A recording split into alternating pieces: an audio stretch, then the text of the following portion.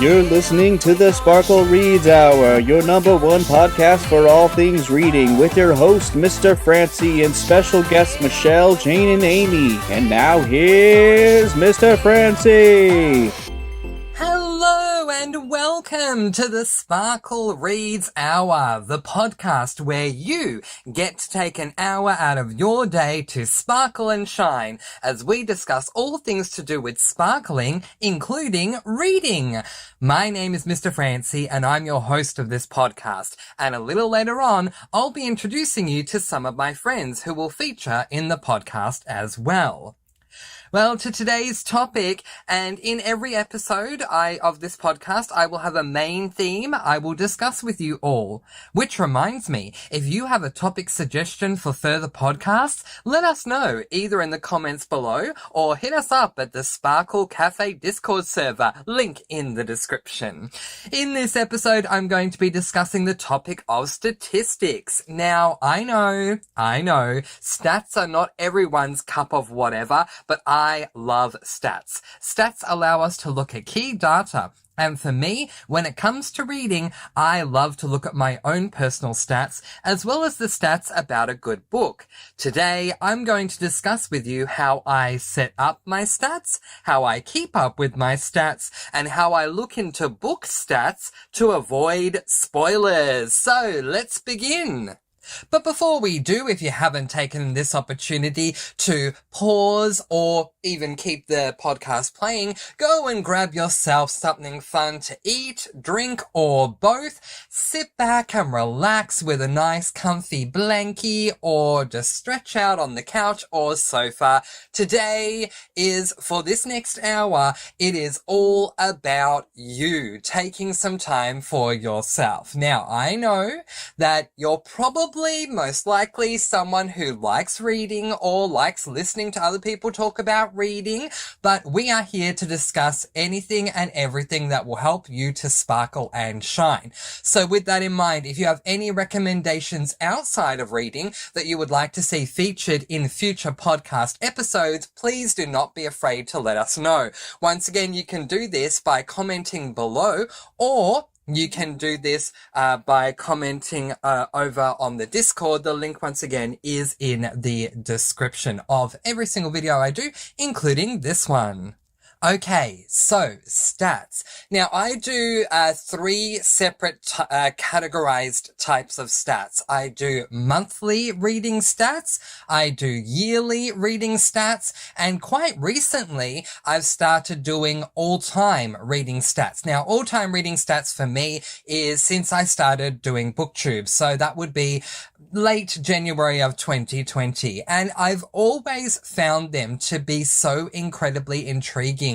So what are stats? For those of you who don't know, stats, otherwise, which is a shortened term for statistics, are a collection of data. So it's any kind of way to collect any form of data and look at it in the form of numbers or something else. In this case, it would be numbers. So what type of stats do I include when it comes to my monthly stats? Well, here's one that might sound a bit obvious, but it's definitely included: the total books I've read. So it doesn't matter how many books I'm going to read that month, I like to know how many I have read for that month. So that is the first stat that I include.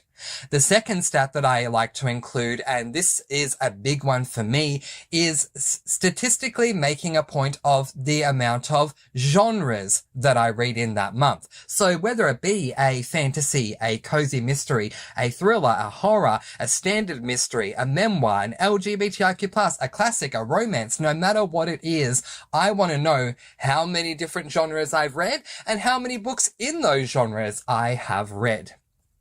The next stat that I like to put in is age groups, because I am very much someone who likes to diversify my reading. I probably should have said that at the beginning, honestly. But yeah, I like to diversify my reading, so that's why I like to have the genred stats in there, but the age groups as well. I'd like to make sure that I'm at least trying to read as many different age groups as well as many different genres that I can. So the age groups that I include are middle grade, young adult, and an adult. Now, I know that some people will use the term new adult, and technically there are authors and publishers out there who do coin that term.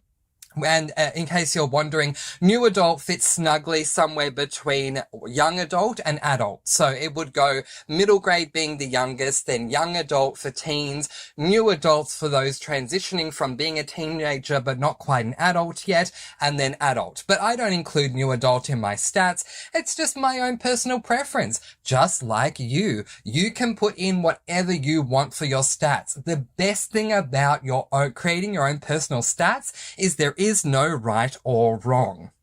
All right. So not only do I want to know the total books I've read, the genres I've read, the age groups I've read, but I also like to know the lengths that I've read. So every single book, well, not every single book, but most books will have different page counts for the total number of pages in those books. Now, you may or may not know this, but 500 pages plus is referred to as a tome. Therefore, it stands to reason that 250 pages plus would be a half tome, and 1,000 pages plus would be a double tome, and 1,500 pages plus, yes, my friends, those types of lengths in books do exist, would be a tome and a half. So, well, actually, no, that would not be correct, actually. 750 pages plus would be a tome and a half. 1,000 pages plus would be a double tome. 1,500 pages would be a triple tome. So there you go. So I include a tome and a half, tomes, 3/4 tomes, half tomes, and novellas. And while I don't always hit tomes and a halves or tomes, in this particular month of April, I've actually read one of each. So it's always good for me to have as many of those length stat options as possible, because I never know how many pages a book is going to be until I've picked it up or until I've read it or something like that. So there you go. I also like to include the total pages that I read for the entire month, because it's nice to look back on it. For example, right now, and I'm just saying this so you know what I have, I've read 3,720 pages in the month of April. I mean, it's good to look at it and go, oh wow, I've done a lot of reading this month. You can also include a stat on pages per day. So the best way to calculate this, to just keep it simple, is you would take your total pages count and divide that by the number of days that are in that month. This would give you an average of how many pages you've read a day. It's not exactly a specific science, but, it gives you some sort of an idea if that's what you want to do. Then, of course, I include my star ratings, putting them in, and then I just have a little bit of a wrap-up, a mini wrap-up of all of those stats in one, because sometimes it can be very confusing when I'm looking at the fact that I've read 3 fantasies this month, 4 YAs, and 3 half tomes, and not knowing which is which. So, therefore, I will put a little bit of a summary week by week. I have week 1, week 2, week 3, week 4. Usually there are 4 weeks in a month. And I'll just wrap it up by, to give you an example, the first book that I read this month was The Getaway by Lamar Giles. So I will put in as that first book, The Getaway, Lamar Giles, YA horror, 3 stars, so that I know I have that concise wrap up there as well. But you can do stats however you want. And when we come back for our next segment, I'm going to discuss with you the best way to ensure you keep up with your stats so that they are always up to date. But before I do, it's now time for our first Side of Sparkle segment that we call DNFing with Michelle. Every episode I will have 3 Side of Sparkle guests that will come on. These are going to be my regular guest hosts, our Side of Sparkle segments they are called. And Michelle is going to be discussing DNFing. She will come in and give us all the DNFing news. So, without any further ado, take it away, Michelle. Hey everyone, this is Michelle. I am from Cozy Reading with Michelle on YouTube. I'm also a mod at Mr. Francy's Discord. And during the podcast, I will be coming to you guys with what has been DNF'd. If you don't know what DNFing is, that means when you don't finish a book. I personally call anything a DNF if I haven't read till at least 80%. So I will be coming to you with not only my own DNFs, but also some other DNFs that I have seen throughout the internet. And this week I actually DNF'd 2 books. I DNF'd Slammed by Colleen Hoover. I know Colleen Hoover is a very popular author, but I just found the book to be a little bit too traumatic for me, a little bit too much trauma, like serious trauma for me to find enjoyable. So I did DNF that one at like 150 pages. And then I also DNF'd Special Delivery by Danielle Steele. That one was simply DNF'd because I was not enjoying the storyline. I wasn't enjoying the plot line. I just felt like, life is too short to read books you don't like. So I did go ahead and DNF that one as well. And those are my DNFs for this week. And I will see you guys in the next one. Thank you for that, Michelle. Great to hear about what you were DNFing. So Michelle will be back each and every episode with something else to do with DNFing. So if you have any comments, thoughts, or questions for Michelle with regards to DNFing, let us know in the comment section below or click on that link in the description to join the Discord, and you can hit her up over in the podcast discussion channel over there. I am a massive advocator of DNFing. However, I have a 2-step process. You can DNF a book for any reason that you like, but step number 2, pick up your next read. That's just my advice. I always like to have a book going, because if I DNF and don't pick up something else, then time will lapse, and the next thing I know, it'll be a long time before I pick up that next book. But fantastic stuff, Michelle, and I can't wait for your next update that you do. I am so excited for our Side of Sparkle segments, and there'll be more coming up throughout the podcast. So back on to statistics. And in this next segment, I'm going to discuss with you how you can ensure that you keep up to date with your stats. Because it's one thing to set up your stats, quite another to follow through and make sure that you are keeping them updated. So the first tip that I would give you when it comes to updating your stats is to make sure you find a routine to update your stats that works for you. So for me, when it comes to updating my stats, it really depends on the type of stat I'm working with. Now, obviously, I have a ton of stats. You may want to keep it simple. That is absolutely fine. But just being mindful of myself personally, because I have my monthly stats, my yearly stats, and my all-time stats since the end of January 2020, when it comes to updating them regularly and making sure that I have that routine to update them, I have different routines for them. So when it comes to my monthly stats, I update every time that I have finished a book, because it just makes sense to me. The very first stat I have in my monthly stats is total books read. So of course, I've read a new book, I'm going to update the tally marker in that stat. And so because I'm doing that, I might as well continue on and fill in the rest of the prompts for those stats.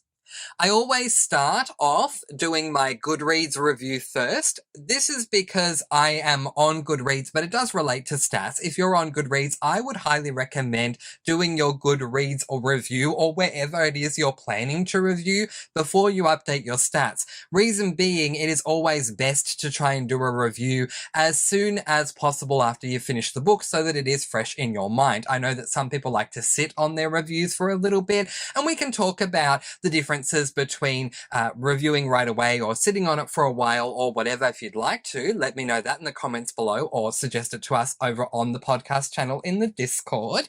But as far as me updating my review right away on Goodreads and how it relates to stats, at the end of my review, I give my star ratings. So obviously I have star ratings as one of my stats that I do for the month. So once I've done my review, I put in my star rating at the bottom, upload that on onto Goodreads, and then I transfer directly over to my stats and start filling them in. So I've read another book, so I'll add that to the tally. I know what the genre is, so I'm going to add that to the tally. I know what the age rating is, so I'm going to add that to the tally. I know what the length is, so I'm going to add that to the tally. I know what my star rating is because I've already given it over on Goodreads, so I'll add that to the tally, and then I'll do that little wrap-up thing that I was telling you all about earlier, how I put in the book title, the author's name, the age rating, the genre, and the star rating, just so that I don't get lost in the mess, as I say, because if you're reading many books, sometimes it's hard to know, oh, I read 5 YAs this month, what were they? Or, oh, I actually had 3 3-star rated books, which ones were 3 stars? And so that little wrap up, that little specific note that I'm putting at the end of my stats definitely helps me with that. As to my yearly and all-time stats, I will update those at the end of the month. This is a personal preference for me because I can get very confused if I start adding things into my yearly and all-time stats during the month and then I forget one here or there, because it is very new for me to start doing yearly and all-time stats. I can sometimes forget and then I don't know what I've added and what I haven't, and I have to go back and start again to ensure I have correct stats, because I always like to keep them correct. That's just my thing. So I think the best thing I can do is when I get to the end of the month, and for me as a booktube creator, I'll do my monthly wrap and I'll use all of those stats that I have. And I would want the stats anyway, even if I didn't do a monthly wrap, but because I use those stats. And then I'm going to remove those stats because it's a fresh month. So before I remove those stats, I'll then transfer them over to the yearly stats and the all-time stats. But my point here is you do what works for you, because the best thing you can do to ensure you always keep up to your stats with your stats and keep them as up to date as you can is for you to come up with a routine that is going to work for you. If you updating your stats after every single book is not going to work for you, you will find that lack of consistency is going to bring you down to the point that it's either going to do one of two things. It's going to stress you out, or it's going to get you to the point where you no longer care about your stats. So you just do what works for you. Maybe you're reading 3 books in a week. Maybe you're not. No judgment here, but I'm just giving an example. Maybe you're reading 3 books in a week. If you are, you might want to update your stats at the end of that week with those 3 books. It really comes down to what works for you and what you know you can be consistent about. Maybe you might want to update your stats at the end of each week and you have a time that you want to update it. So you say, okay, at 7 p.m. every Saturday night, I'm going to update my stats, and you get into a routine that way. Whatever it is that works for you, that consistency is going to ensure that your stats are always kept as up to date as they possibly can be. Now, when it comes to reading, there are a lot of different ways to consume a book. Now, I don't know if you're aware of this or not, but suffice it to say, in January of 2020, when I started my booktube channel, I was not necessarily aware of this to the degree I am now, but I want to let you all in on a secret in case you don't know this. You have at least 3 options that I'm aware of. You can either read the physical book, which is the norm, the standard way to do it. You can consume an ebook, or you can have someone else read the book to you, and that can be done in different ways too. You can have a family member or a friend sit there and read the book to you, and maybe as a child growing up, you had someone reading a book to you, and if you did, let us know about that in the comments below, because I have some amazing memories of my mother and my father reading to me when I was younger. It was a whole lot of fun, especially if they do the voices and things like that. Whole lot of fun.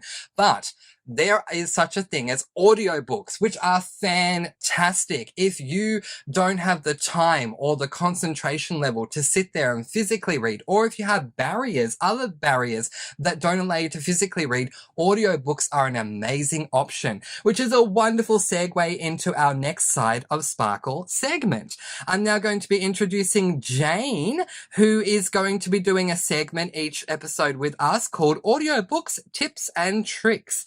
Every episode, Jane will offer up her tips and tricks for amazing audiobook experiences. So, take it away, Jane. Hello, everybody. And so my topic for today is audiobooks and how I got into them. So the tips and tricks that I use to get more into them and actually grown to actually really like listening to audio. So I started listening to audiobooks like last year around January, I believe it was. And I was doing a lot of research, was reading online, and the topic of audiobooks is that really reading. That's a totally different discussion. But I was looking into some things, and like a lot of people, I found it a little bit difficult, or not difficult, but it was hard at first to get into. It was I had just started, and I had that the common complaint that a lot of people have with audio is that you can't concentrate and you lose your focus. So what I did, so these are some tips that I've heard other people suggesting, and I've used it for myself, and it actually has worked. And I listen to a lot more audio now than I did starting off. So my first tip for getting into audio is not to, if you're going to be starting off with audio, I would say not to pick a topic that is really heavy, especially if you've never listened to an audiobook on that topic before, then it's going to be really overwhelming. So it's something like if you're listening to something on finance or on the self-help, those are really, really heavy topics. So I wouldn't go with listening to those starting off on audio. What I would do is pick a book that you've already read before and listen to the audio version of that book, because you already know the plot of the book already, you know the characters. So if you're listening to it on audio, you already know what's going on with the book. So that is one thing I would suggest for starting off with audio. And also, once you start to listen to rereading by listening to those books that you've already read before, you can start to get into genres. Like you can pick certain genres that you would like to listen to on audio. For me, myself, I prefer to listen to, I like to read books like fantasy and classics on audio, only because those books are really, normally they're really long anyway. So I find I can't concentrate when I read them as an ebook format or physically. So I find listening to it is much easier. So I would say, so pick a book that you've read before, and also you can also pick your favorite genre that you can try to listen to on audio. And so the other thing that I would suggest is with the speed that you're listening to. Now you can it can go from 1x speed all the way up to like 3 or even higher than that. Some people can listen to their books at 3 times speed. I think that I find, for me myself personally, that's a bit too fast. Now my reading speed may be at 3 times speed, but for listening, I find that would be way too fast. Because when you're listening to somebody reading to you, it's totally different from when you're actually reading the book yourself. So I would start off, right when you're starting off, I would start off normally it starts off at 1x speed. So I would start with that, and then you kind of gradually move up in the speed, just like little by little. So like I now listen to it. I can listen to my books at 2 times speed, but I find that's a little bit too fast because I end up missing details. So I would now I always listen to it at 1.5. So you can pick once you start to get into audiobooks, you can pick the speed that is your good spot, I guess you'd say. That's just right for listening to audiobooks. So you can follow along with the story and get immersed in it, because if you listen to it too fast, you're going to lose your focus, and you won't be able to get into the story. So just I would say pick a speed that is good for you for listening to the book, and then that should be good for once you get used to that one speed, then you can jack it up a little bit. But and then if you don't want to go any higher than that, then that's fine. Like 1.5 is my go-to speed. I don't want to go any higher than that. So those are all some of my tips that I use for listening to audiobooks. So I hope you enjoyed this, and Thank you for listening. Aw, thank you, Jane. That was absolutely fantastic. And for more audiobook tips and tricks with Jane, continue to tune in to our other episodes we have of this podcast. I absolutely love audiobooks, and they've been an absolute godsend for me. So I am very excited to continue on with the Side of Sparkle segments, listening to Michelle with her DNFing news, because as you all know, I'm a big advocate of that, and also to get more tips and tricks from Jane to do anything to do with audiobooks really excites me. So very excited about all of that, and thank you, Jane. Okay, so now what I'm going to do, back to statistics with Mr. Francy, is we're going to look into book statistics in order to avoid spoilers. Now, I am very excited to discuss this with all of you because I have had some trying times when it comes to spoilers before I read a book. Now, how many of you out there listening to this podcast right now, raise your hand, because no one can see you, so you can do that. How many of you out there have picked up a book only to look at the premise of the book and be spoiled before you've even read page 1? It is a complaint we've all experienced at least once. And if not that, if you don't feel like you've been spoiled when you've read the premise of any of the books that you've picked up, how about reading a premise for a book and you find that that premise is giving you something that happens at the end of the book? 6 of Crows.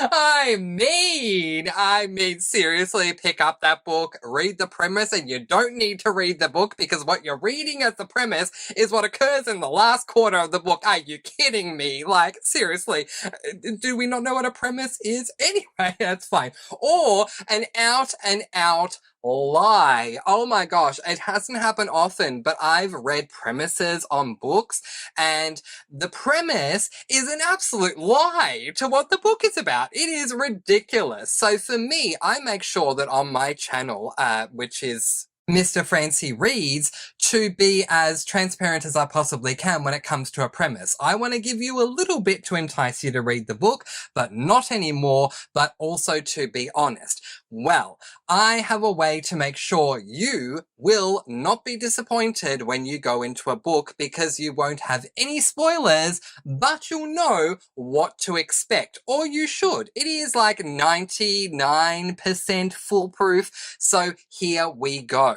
The secret is you look up the stats, the vital stats of that book. Don't read the premise. Hashtag don't read the premise. Don't get spoiled. No, no, no. So how do you do this? You go over to my dear friend Goodreads. So I'm going to quickly tell you the tips and tricks on how to find these stats. I'm going to give you the tips and tricks of the web version because I mainly use the web version. So if you use the app for Goodreads, then just quickly look it up on Google how to do it through the app. But here's how to do it through the web version. So you go into Goodreads, goodreads.com. Hopefully you've already signed up. I don't know if you can do this if you haven't, but if you have, go into Goodreads, and then at the top, somewhere close to the middle, you have this option to search for books. So we're going to type a book name in there. Now, if you're following along at home, we're going to type in Divergent. That is D-I-V-E-R-E... D-I-V-E... R-G-E-N-T. I apologize, I can't even spell Divergent correctly. And then you'll see you don't even have to hit that search magnifying glass because a list comes up below that. The very first one is Divergent 1 by Veronica Roth. So you click on that. And what you're going to see coming up for you on the left-hand side is an image of the book, and then it will also tell you the name of the book, Divergent. Slightly above that, you get Divergent #1, which means it's the first book in the series by, under Divergent, Veronica Roth. Then you have the premise. Skip past the premise. We do not want to know what's happening in the book. Under the premise, you see a number of tags that are headlined at the beginning, genres. And as you can see, the first tag next to genres is young adult. So there is your age rating for Divergent. What you can expect going into this book is that this is a book that has been targeted to teenagers. So you can have that expectation going in. So anything that is considered an adult theme will not feature in this book because it is a YA, a young adult. And then the second tag you have is dystopia, or if you prefer, dystopian. That's what I call them. Which dystopians, this is a tough one. I probably should have gone with something easier, but a dystopian, for those who don't know, is think of utopia, where everything is just perfect. Everyone's happy all the time. Nothing ever goes wrong. The opposite to utopia is dystopia. So a world that is shrouded in darkness and discord, disharmony, is usually led by an overbearing tyrant, and things are just completely horrible. Now, what works with a dystopian is the world building. So the author, you will expect the author to build up that world so that you know that world and its laws inside and out and what makes it a dystopian. So by just knowing these first two tags, yes, you can look at the others if you want to, but I only look for the first two. I look for the age rating and the first genre listed. We know going into this book it is a YA dystopian. We don't know what's going to happen in the book, but we know to expect that it is going to be a book targeted to teenagers about a world that is in discord and disharmony. That is how you avoid the spoilers, by looking at stats.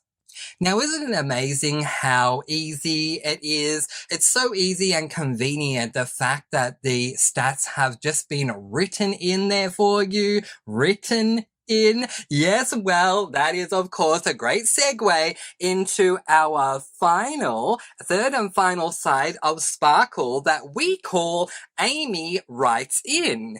Each and every episode, Amy, who is known as the Rocky Mountain Book Addict, will be writing into us to let us know something about an amazing bookish topic, and that will be read out by me. So, hi everyone, this is Amy, the Rocky Mountain Book Addict. I'm a mod at the Sparkle Cafe over on the Discord.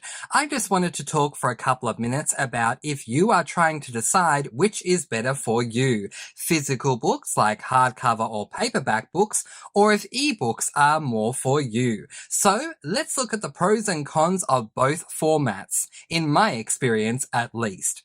So, pros for physical books are you get to hold the book in your hands while reading the book. Another pro is you can display your favorite books in a bookshelf for others to see when visiting your home. The last pro is that you own the book forever. Now, some cons for physical books would be that they are easily damaged if you don't take care of them properly. Another con is that you have to go to the bookstore to buy them. And if you don't have the book you really want, you end up waiting for them to either get more copies in or special order it for you. Last con would be that they take up a lot of space. If you're anything like me, I read several different genres, and that adds up to a lot of books very fast. So unless you have a very large house to build your own library, I have over 3,000 books myself, mostly in ebook, but could you imagine 3,000 books in my home? I would live in a bookstore, not a home.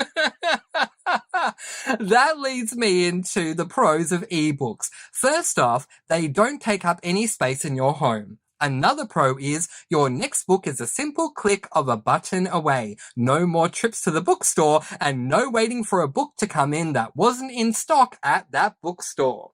Last pro is you can take your whole library wherever you go, like on vacation, without the hassle or space taken by physical books. Now, for the cons of ebooks is you don't actually own the ebook, just the rights to it.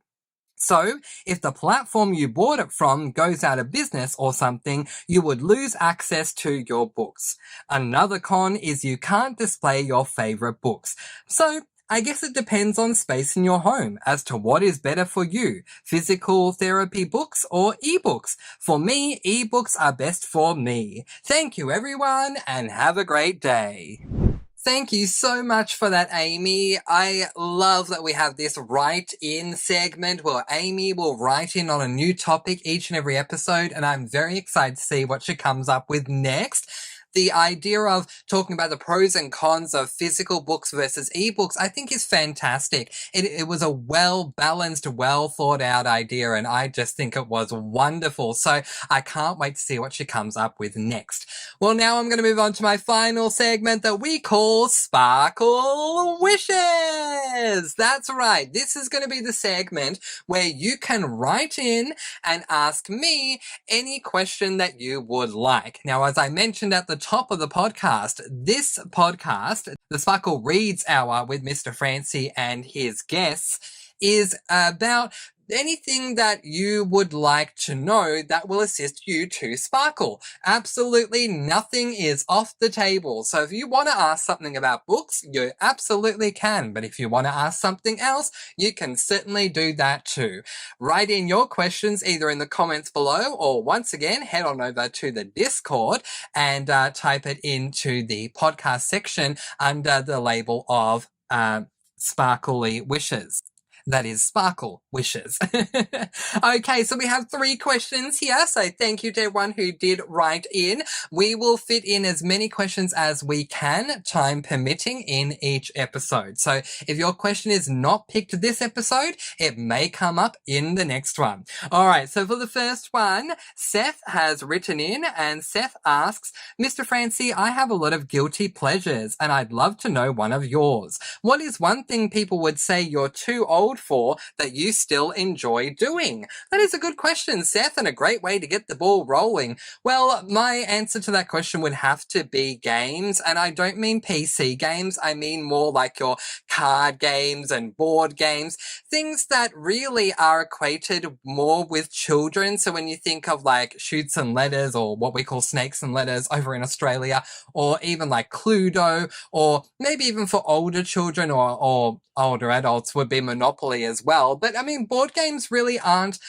something that people of my age will think to do as a pastime, but I'm always up for them. Or how about cards? I love card games, and I know that people love their RPL card games, but I'm referring to your old-fashioned card games. Speaking of old, Old Maid was one of my favorites back in the day, and then there was one called Beat Your Neighbors Out the Doors, I believe, and You Know is another good one. So I love games so much, so that would be my guilty pleasure for something that people may deem me to be too old for. Thank you, Seth.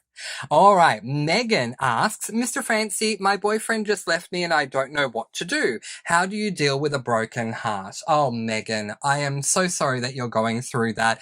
It must be incredibly tough for you right now. Look, I've experienced many, many heartaches in my life with loves of my lives who have either left me or I've had to break up with them. And one thing I can say from experience is that it is definitely not easy. We all have commonalities where we cry ourselves to sleep, or we get angry, or, even other things that not everyone shares, where we all do things in our own way. But it's part of the grieving process.